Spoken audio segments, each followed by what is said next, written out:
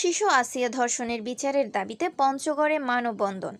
মাগুরা শিশু আসিয়া সহ সম্প্রতি সারা দেশে ঘটে যাওয়া ধর্ষণ, খুন, নারী নির্যাতনের প্রতিবাদ ও দোষীদের সর্বোচ্চ শাস্তির দাবিতে পঞ্চগড় শহরে এক মানববন্ধন ও বিক্ষোভ কর্মসূচি অনুষ্ঠিত হয়েছে।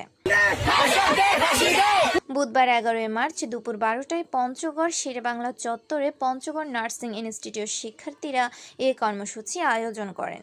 এ সময় শিক্ষার্থীরা প্রতিবাদী ব্যানার, ফেস্টুন নিয়ে প্রায় ঘণ্টাব্যাপী দাঁড়িয়ে মানববন্ধন কর্মসূচি পালন করে। মানববন্ধনে শিক্ষার্থীরা ধর্ষণের শিকার শিশু আসিয়ার ন্যায় বিচারের দাবিতে নানা স্লোগান দেন। উক্ত মানববন্ধনে নুসরাত রাজু পাইলট হোসেন বলেন, বাংলাদেশের বিচার ব্যবস্থা এমন যেখানে একটা বিচার কার্যকর করতে 180 দিন সময় নেয়। ধর্ষকের সর্বোচ্চ শাস্তি নিশ্চিত করতে বেশি সময় ক্ষেপণের দরকার নেই।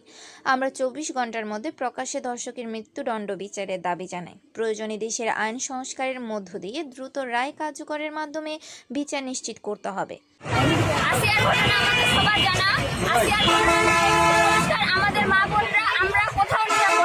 শিশু আসিয়া কিভাবে ধর্ষণের শিকার হয়েছে, এখন পর্যন্ত আমরা দেখছি যে ধর্ষণকারীকে গ্রেপ্তার করা হয়েছে, কিন্তু সময় দেওয়া হয়েছে 180 দিন। আমরা বুঝি না যে এত সময় কেন লাগতেছে, যেখানে ধর্ষণকারীকে প্রকাশ্যে শাস্তির আওতায় নিয়ে আসা উচিত। ফাঁসি দেওয়া হবে। যদি এই নিয়ম চালু করা হয় তাহলে ধর্ষণ তো দূরের কথা, এসব চিন্তাও মানুষ মাথায় নিয়ে। পরে শহরের প্রধান সড়ক প্রদক্ষিণ করে শহীদ মিনারে গিয়ে মানববন্ধন শেষ হয়। এনে রবিউল হাসান লিটন, ডাক বাংলা টিভি, পঞ্চগড়।